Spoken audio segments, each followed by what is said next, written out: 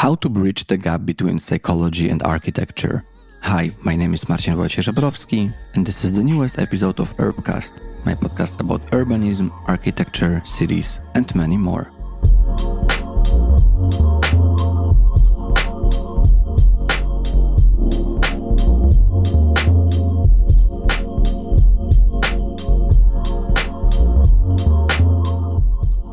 Today we have extremely interesting topic with a special guest.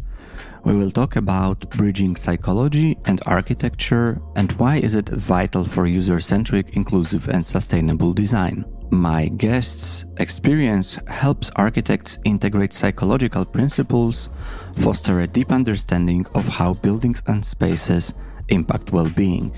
My guest today is My Lunsjö, who is an expert in behavioral design with a background in architecture and a master's degree in environmental psychology.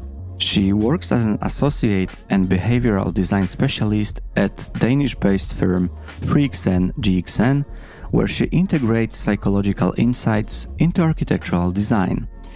Today we will discuss the growing interest into how buildings impact the users, with an emphasis on inclusivity, sustainability, and well-being. We'll talk about the important psychological principles for creating user-friendly spaces. We'll talk about safety and designing for multiple senses. We'll also draw on the importance of integrating interior and building architecture to create user-centric designs and the key psychological principles that enhance the user experience. And last but not least, we will discuss the main topic of this episode, which is about bridging the gap between psychology and architecture, making research accessible to architects, and, very importantly, translating the complex psychological research into practical design recommendations. I'm very happy with this episode. I learned a lot, and I hope that you will learn a lot as well, no matter if you are a designer or not. Welcome to the newest conversation with My.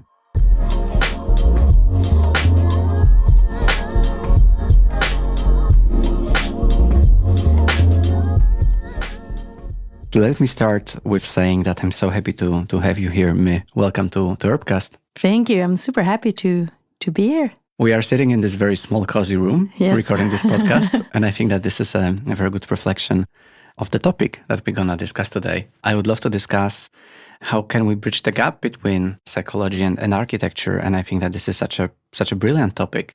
And as you will develop it later, I hope we as designers, as architects, but hopefully also as society, we pay more and more attention to psychology, our physical well-being.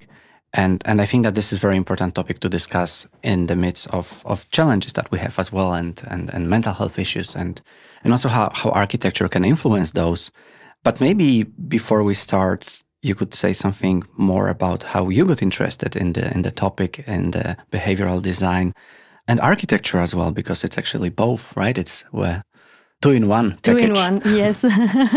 I think my interest, it started with an interest in architecture. And I think at that time, that's like, 15 years ago or something? More, I guess, 17 years ago. I think I was a bit naive, actually. I watched too much movies and series. I have this very romantic vision of what an architect are working with, making some sketches, drinking some wine, being a bit inspirational. Maybe some of them now. So maybe some of them are. So I got into architecture school, which was fine. Studied in Denmark. And then I think when I graduated 10 years ago now, and I started my first job, I kind of got a little bit of a reality check. I think then it occurred to me that the working with architecture is actually a lot about sitting in an office and working in front of a computer, doing like drawings, 3D models and so forth. And I thought why on earth did I choose this profession? Because I'm not particularly interested in computer work or sitting, at an office all the day. And I really enjoy talking to people and meet people and be out and about and so forth. So I kind of had a little crisis where I thought that this profession actually was perhaps not my purpose, or what do you say? I also felt that when designing in an architecture studio, there was a bit of a lack of focus on the people we are designing for. I thought that a lot of the conversation was, of course, it's on function. I mean, if the building is functional or not, but it's not so much about how it is perceived, how it addresses the user's emotions and how they're influenced through the design. And therefore, I started to search a little bit more towards courses at university to figure out how can I somehow address this. So, and I found some very nice courses in 2 universities in Sweden in environmental psychology and general psychology. So I applied for those, and then parallel to my working as an architect, I started studying at the university, much more academic and focused on psychology. And then in the end, I became a master in environmental psychology. So, and in that sense, I think for me, that really made the profession make sense for me, because then I could focus on people and also be creative with design, kind of merge, 2 topics. I love when my guests have those challenges that they just graduate and then they think that they will do what they were preparing for many years, and then suddenly they start and they see that something is off. But yes, I feel like this is so great that you had this courage to look out for something that might be this additional layer that you developed into your strength later on. And this is something that I would love to discuss with you. So on a daily basis now, after you said that you don't like working in front of the screen that much, Yes. How does your work look like when you work with the behavioral design and environmental psychology, but still in an architecture office and probably still working with buildings, with public spaces? How can you apply this lens? Yes, it's actually, I think now it's a perfect mix, because what I do is I do a lot of kind of reading research articles, kind of like getting to be a little bit diving down into a bubble and see what's going on in academic institutions and read that knowledge.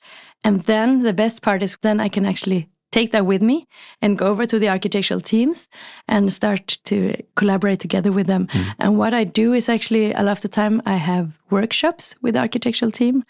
I sit together with them in design meetings and discuss. I also do drawings and design guidelines in that sense, but not really actual building design, more inspirational diagrams and topics we can discuss and presentations. Then I do a lot of presentations and meeting with clients. I'm out trying to understand both clients' needs and the needs of users, and also some actually field studies where I would come to a site and register it from also a psychological perspective, not only the traditional architectural field study where you map, people flow and so forth, but also a bit more the psychological one. So in that sense, I have a very varied workday now. So it's, I think, less than half of my time is actually screen time in that sense. So you are successful on that field as well. Yes, that's it's less than half. But at what stage of a project does your work start, and where is it the most influential one? Would you start with analysis before the first sketches appear, or would you join on the later stages rather? Yeah, I think ideally it would be from the beginning and throughout the whole process. And sometimes even before the project, before the project starts with program visioning and understanding the users, their needs and so forth.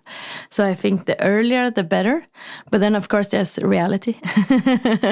And a lot of the time we're not involved right at the beginning of a process. We come along. It depends very much of if it's a project that GXN is doing that I'm supporting, or if it's an external project. And sometimes we're aboard very early to talk with the clients about their needs and so forth. So it's very varied. I think it makes sense from the programs, like, how would you place a program in a building? What sort of program do the users need? What sort of a building do we want? I think so from the very visionary perspective, but then also very much down to the details. What sort of colors are on the wall? So for me, it's in all scales. It's relevant to consider those aspects. How do you enhance inclusivity and accessibility in design? I think, well, for me, that's one aspect I'm actually very interested about. How we enhance it, I think of it a lot about, it's about the dignity. The world around us, it's constantly sends us kind of subconscious messages and that affects us. And I think that's both the opportunity, but also very much the responsibility of design. So of course we should make sure that everyone can move around in our design and feel that it reflects their value. So I think that's more an ideological point. Then for me, how I will work with it is to actually engage as much as possible, as early as possible with the designers, but also to talk with users from various perspectives, I would say. Think about children, think about elderly, think about various types of disabilities and all sorts. But I think diversity and inclusion is a huge topic on its own almost, but it's something I'm very aware of, and we are when we work. Yeah, that's definitely a broad topic, and I'm aware that with this discussion we might not cover many parts of it, but this is just some kind of an introduction to the topic. As I mentioned before, I think it's extremely interesting to think about how psychology and architecture can be intertwined. And when we've been preparing for this meeting, you've also emphasized that this is so important to engage multiple senses in design. So while we design, while we discuss with the clients, with the users, we also need to talk about those invisible things. Can you tell us something more about designing for those multiple senses? Yes, I think that's actually a key topic when looking into, I tend to see my profession sometimes a bit philosophical almost, like we are those creatures, those souls walking around in bodies on this sphere, in space, on the planet Earth. And then the purpose of architecture and design is, of course, to create structures that we can inhabit. And then what I do is actually that I reflect upon, okay, those structures we create for those souls walking around on this planet, how do they affect those souls? And I think in that sense, it's very basic. It doesn't seem strange that you would consider that, right? Yet, in the modern society, we're so alienated from our bodies and what they actually need and our souls and so forth. And we, for the last decades, we have this modernistic architecture where it's very much about kind of the perfect, the design. It's very white, it's polished, it's not so much varied, for instance. So I think now we can see really a counter movement towards that, where we have new types of aesthetics, where variations and imperfections, for instance, they're not seen as something bad, but something more authentic. And with that comes a positive bodily response from ours. So when we move around in buildings, that gives us varied sensorial input. Our bodies are actually thriving because our bodies, they are developed to be in nature where there's a lot of variation and senses, and all of a sudden comes the wind and there's the soundscape. You have the seasons, you have everything changing constantly, right?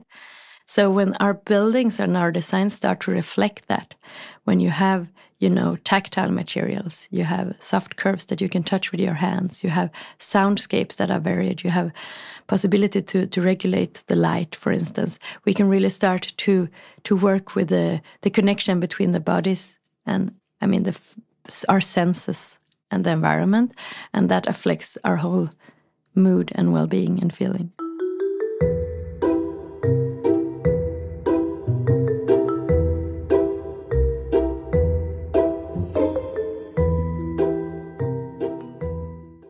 If that's so natural and important, why do we have in our cities, why do we have so many anti-examples? So when I think about a shopping mall, once you go there, it's very unpleasant. There is a lot of artificial light, very, very bright light. There is a music that is very loud. And I feel like there are different spaces in our cities that are exactly the opposite of what we are just saying. I find that super interesting as well. Why is that? And if we go back to my philosophical idea about being those creatures walking around here and then having those structures designed for us, it's so interesting that we haven't reflected more traditionally on how we're actually are influenced by the way we design. I guess it's because the building industry and designers have been so focused on other aspects of concepts, of theoretical concepts, of also, of course, capitalism, how you can build fast and much at a high speed and mass fabricate. And I think at some point when this whole mass fabrication and possibility to create those more perfect, in the sense that everything looks the same and so forth and can be built quick. When that came, I think perhaps people were at that time a bit seduced by the idea that everything was very like new and fresh and so forth. But then it's kind of evolved in a not so pleasant way for humans. But while applying all those sensual design ideas, talking about the color, shape, light, and architectural experience as well, isn't it making the design process more complicated because there are so many other things you need to think of, and it also costs money? Yes, exactly, definitely. Yes, definitely. So I think that's the challenge when I work with architectural design teams. They are, overwhelmed by collaborators in a sense because they need to take into account, building regulations, the client's needs, and now there's all those sustainability certifications, for instance. There's engineers, there's fire regulations. There's so much for them to take into account. So I feel like their mental capacity, and the architect is kind of the spider in the web of that very complex process, right? So I feel like their mental capacity is at a stage where it's difficult for them to incorporate yet another aspect unless it's presented in a very accessible way. And that's why I think the workshop format, for instance, is a very good one, because then I would do, all the research article reading and prepare what would be relevant to focus on from a psychological perspective in this particular project. And then I would kind of make a nice workshop out of that where they can work with some themes and gain a sense of ownership of this aspect as well of design, but where they won't be forced to read a lot of documents or make checklists or, because there's plenty of that.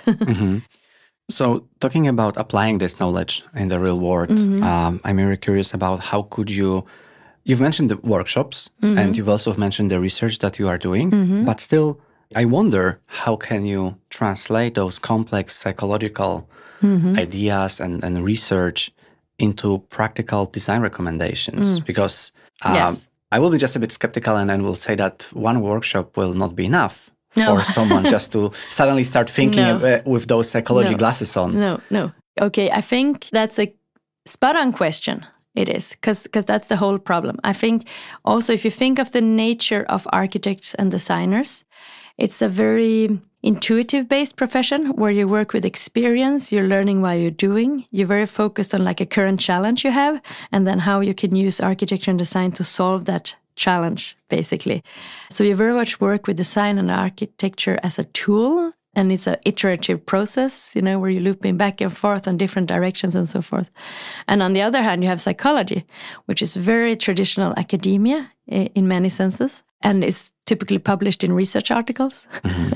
And also a lot of psychological articles are very much like, in this trial, in this specific settings, with this particular user group, we got this, response or something. So it's very far from each other, those two fields. And I see my role very much as being the bridge between them. And it's not enough that I take, go to Google Scholar and find the 10 most relevant articles and then I dump them at their table and say, read this, and then you implement that. That won't work.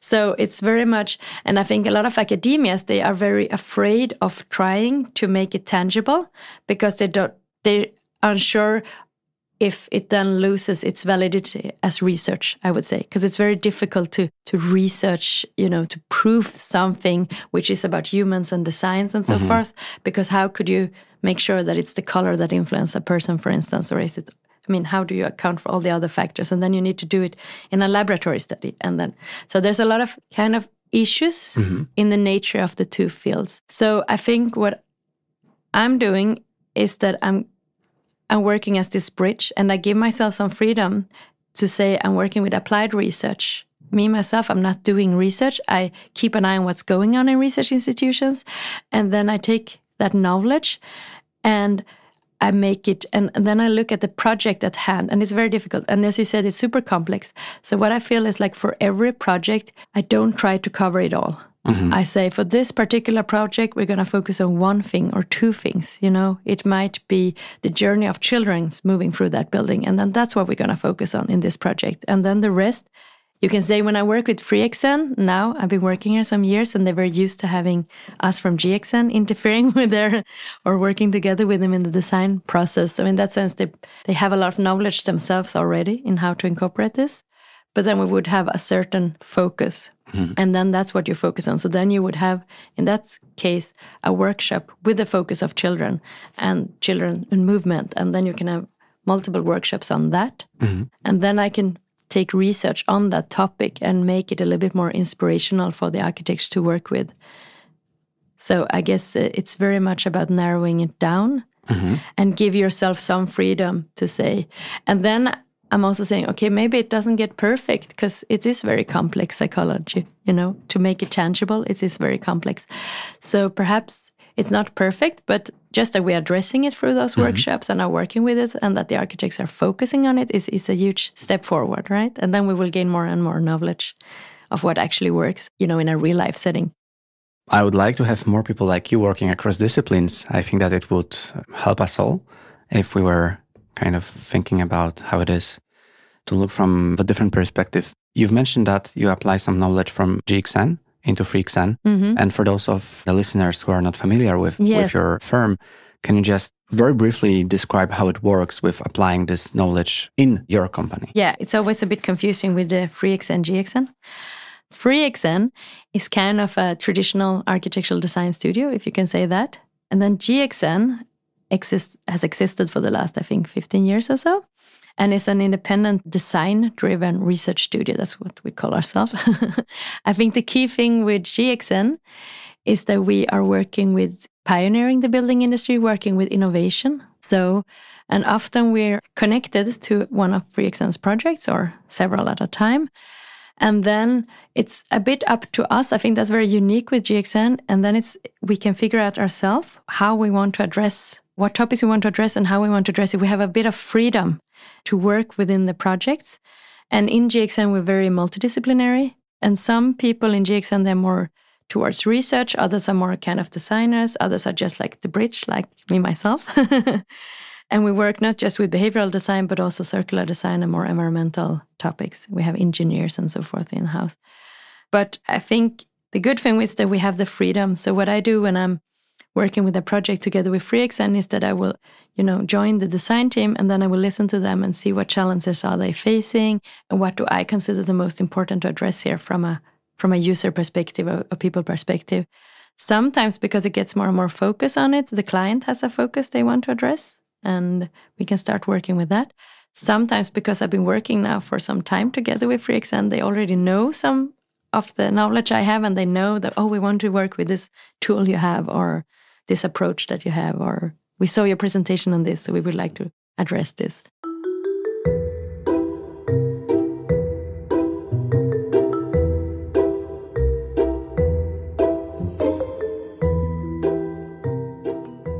I wanted to touch upon safety, yes, and curiosity, and the aspect of designing restful spaces, and also how can we apply those psychological principles in designing the way how we use the space, how we sit, because there's another challenge. Recently at Henning Larsen, we've published Urban Mind research project, which was about the well-being of teenage girls. I have seen that. And I think that was spot on because it was addressing the real challenge that is there in spaces that the teenage girls might not feel comfortable, might not feel safe.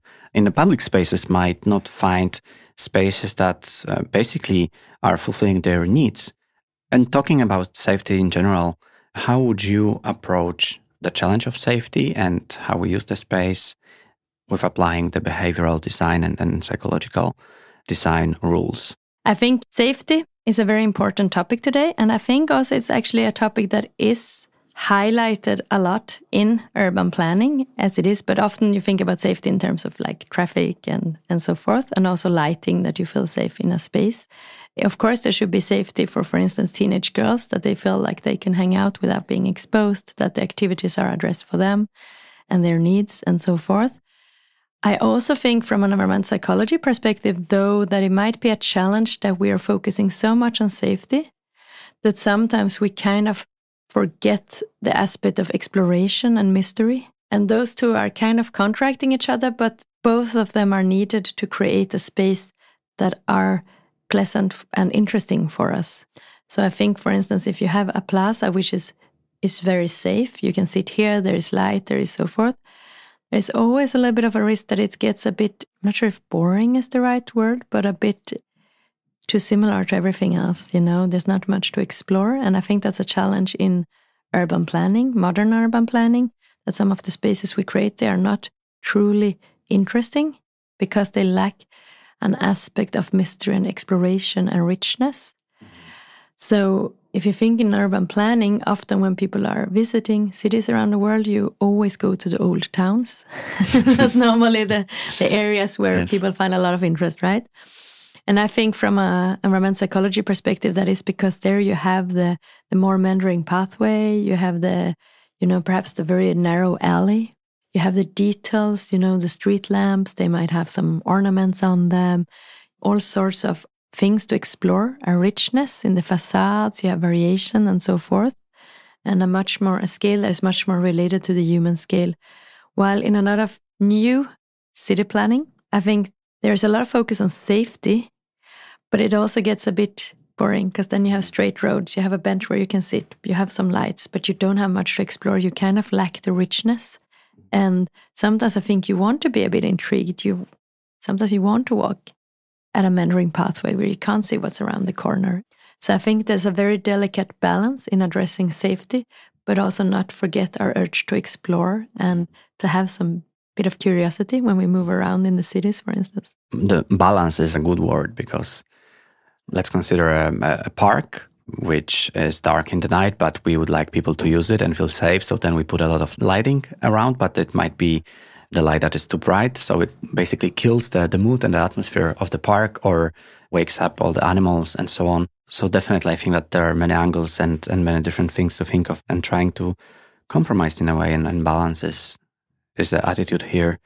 Could you share a case study from your work where you applied some of those rules, either around safety or psychology in general, to improve the well-being of the future users? Yes, I think it's a bit difficult to give one example as an architectural project. I would rather prefer to talk about it through some themes and methodologies, and I can give some tangible examples of those.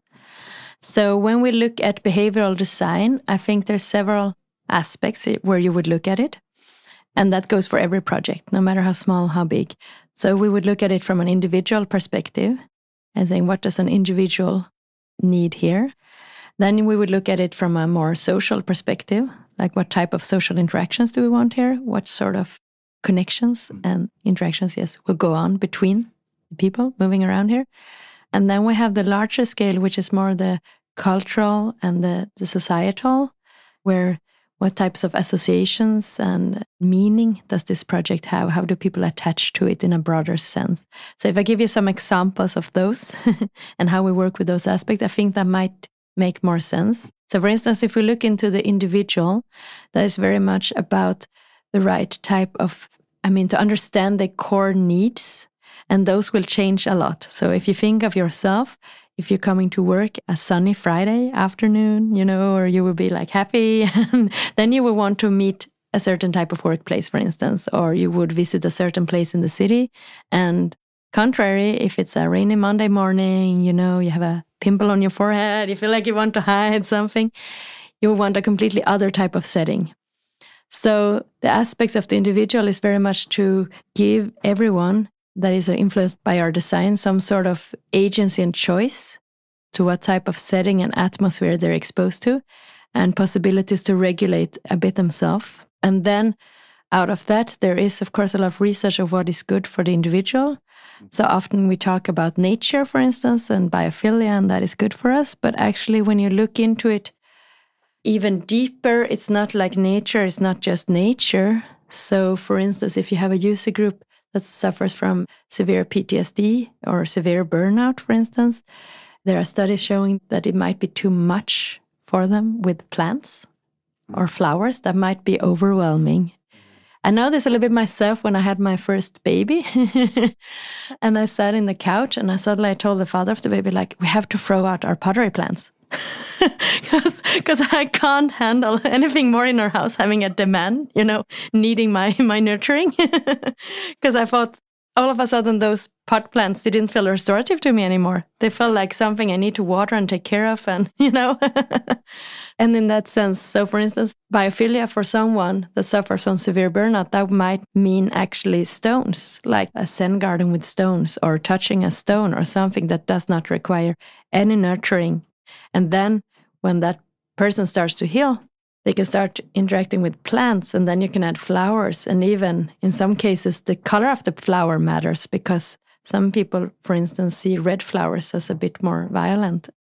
And then, there is therapeutic animals that you can engage with, and then you might be ready to engage more with people. So, it's just to say that even just thinking as a concept of biophilia would mean a lot depending on which user we are talking about and their mental mood and state of that day. So I think the individual aspect of design is very much to make sure that we create environments with variation of spaces so that you can choose yourself what type of space you want to be in. And that also goes for architecture. It's a lot about, is it like a protected pocket, or is this a big dynamic space with a lot of stimuli and so forth? And then if we move out one aspect, we say, okay, so that makes one person, an individual, being able to regulate themselves. Then for the social interaction, it's a little bit similar. So I think in an ideal world, you would be able to choose a setting depending on what type of for instance, conversation you're having. So for instance, when we're sitting right now in this cocoon-like meeting room, which is very small, that makes the conversation more intimate. So ideally, you would be able, for instance, at an office, to book meeting room depending on what type of meeting, conversation type you're having. Is it a brainstorm? Then you might want higher ceiling heights, more spacious, literally more space around you for your thoughts to think.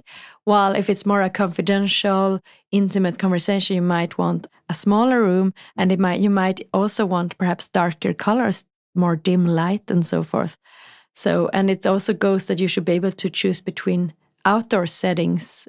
You have another conversation if you do a walk and talk, and it will change also depending if you're walking in a park or if you're walking in an urban setting and so forth.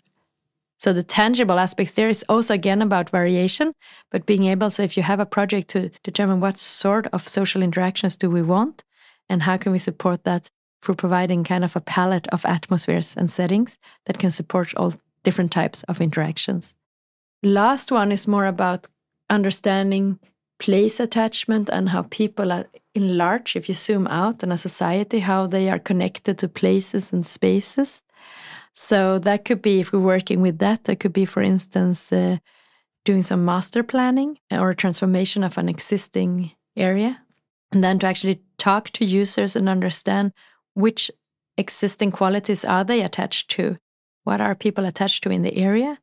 For instance, is there a certain, sometimes it's very obvious, you have a very famous landmark or something, but a lot of time it's those small things. There's like these bench chairs that a lot of people are actually using, or this view spot here and so forth.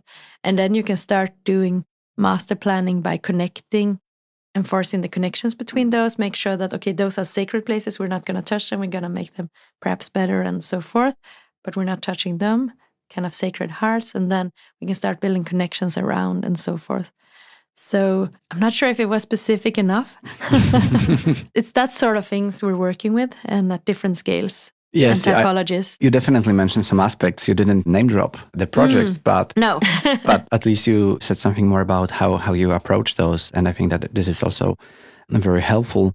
I would like to end on this inspirational note and educational as well. And I would like to ask you this one more question that might be difficult and quite broad, but hey, come on. I didn't promise that it's going to be easy. and this is about how can aspiring architects, young architects, or architecture students, design students, integrate this psychological thinking into their architectural education? Because as we started, you said that in your case, it was that you've started with architecture and you've been disappointed, and that's how you found your way into psychology. So if you could share this 15 years of experience that you have now to someone who is just starting and got inspired now, what would be the step for them? Oh, I think actually, I guess it depends very much on where your architectural education is taking place, actually. The one I did in Denmark, it was very project-based and a lot of freedom for you to choose yourself what you wanted to focus on. And I guess then it's easier to incorporate those aspects. I'm not sure how it is worldwide. But I think definitely that the best thing would be to find out what is your key interest. I mean, psychology is so many things. It's, neuroarchitecture, it's environmental psychology, social sciences, anthropology, there's so many fields you could study. So I guess it's about finding whatever you find interesting. And then just don't be afraid to just, grab a couple of research articles or speak to someone. We also do that sometimes, interview researchers at different universities and so forth, and actually ask them, can I use it in this way? Or what do you think? So I think it's just trial and error, and just try to get like some inspiration and not try to cover it all. I think that's the key point.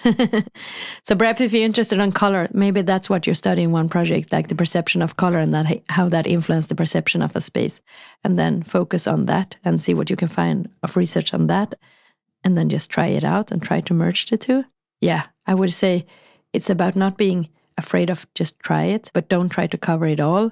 And I don't think any architectural project can cover it all. There will always be something which could be done in another way, or, because it's just impossible. And about something that can happen right now when someone got really inspired, a book recommendation. Could you share something that is ideally about the topic and will help the listeners to understand the topic even better? Yes, I do have a very nice book with me, which is called Welcome to Your World, How the Built Environments Shapes Our Lives by Sarah Williams Goldhagen. And I think what is great with that book is actually that she's very good in making research accessible about this topic. So she's very good in doing this inspirational aspect, like we're touching upon. How do you make research kind of inspirational and tangible?